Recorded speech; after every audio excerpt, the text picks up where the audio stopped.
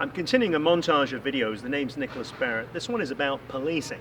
It's not actually an anti-police show, believe it or not. To solve something, we're not anti, we're actually pro-police, but we're against the behavior of some. I must say I have friends who are in the police force. We must applaud the excellence of some, but against the behavior of others. We have a dysfunction based upon a framework that certain people do certain things based upon their color. It's called stereotyping and profile. You drive a certain brand of car and you wear a track jacket, and we thought you were a European gang leader. They had no pictures. They just went on an assumption. And a friend of mine who's an African-American activist, Gerald Giggs, said, "Welcome to America, you were black for an hour." Profiling doesn't work if it's based upon a racist nature. And so profiles are old. It's an archaic way of judging people who could be doctors, butchers, candlestick makers. We cannot simply judge them by the exterior. We must have a more efficient police force other than just reacting. I've seen thousands of videos of African Americans and probably 50 of people being shot unarmed. There was a gentleman called Terence Crutchner, had his hands up in the air in a white shirt, obviously no weapon, against an SUV. It was on a freeway in Tulsa, I believe. Helicopter 1,000 feet up with a white police officer saying, "Bad dude, man, he looks like a real bad dude." How do you know if you're 1,000 feet up in a helicopter, guy's got a white shirt, that he's a real bad dude? He could have been a veterinarian for all we know. A gentleman called Alton Sterling, 37 years old, father of 5, under suspicion of selling videos, maybe with a gun. That may be the case, but when I saw the video, he was on the floor, handcuffed, immobile at that point. 2 white police officers, I think one of them said the N-word, I'm pretty sure I'm right, we'll have to ask Sean King about that. And they basically shot him point blank 3 times.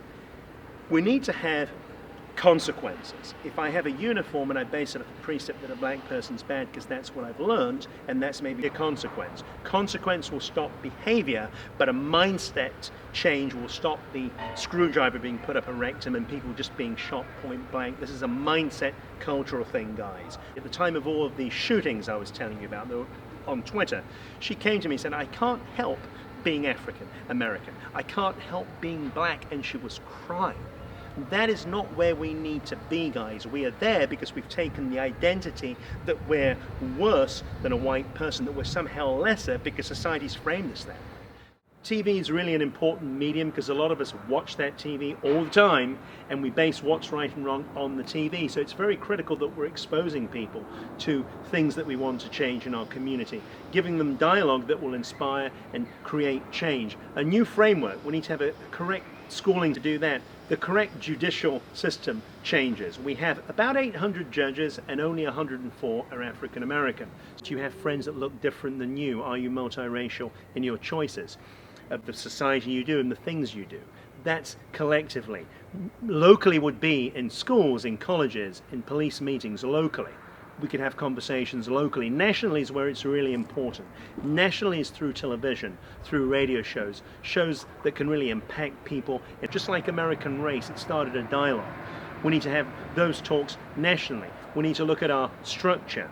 New framework needs to be set, a framework where they're not basing things upon the color of your skin, that we're looking at people and celebrating people for being an integral part of a multiracial functional society. That's a framework, new framework of police hiring. So people that have been abused don't get hired on the police force. It's hard to look into, but consequences. We need to have a new judicial system. We need to have consequences for police who are killing people unarmed. Point blank, that needs to change. We need to have sentences that match actions. That's what we need to change. We need to change our educational syllabus so more people understand the history of 1619. I speak to many people who haven't even heard of the history I've spoken to in these previous videos. You can go back and access the videos before this one. It'll tell you more about it. I've had to be very brief, trying to give you as much as possible. But it starts off with that. It starts off with a new cultural mentality that will only start with a dialogue. The same mentality we have today was started by things people heard. So dysfunction was created through things being normalized for too long and condoned and denied. The way they'll be changed is people being provoked and inspired through what they see and hear. If you hear someone being racist, approach them. Say, "Hey, you know what? Why are you saying that?" Be critical in your thinking. Challenge your own thoughts. Challenge the thoughts of culture around you. Question media. That's how it happens. Otherwise, we'll walk around blindly just assuming it's been dysfunctional, so it will remain that way. The greatest barrier is in you individually thinking it's like that. You are more powerful than you think to change. The change must be in you that will impact individuals. If everybody thinks they can't make a change, it never will happen. So take on board what I've said in these videos. This is a start, this is a trigger, a catalyst that will start a forest fire. It's powerful and it will be with you again. We will discuss a lot more. Thank you for listening.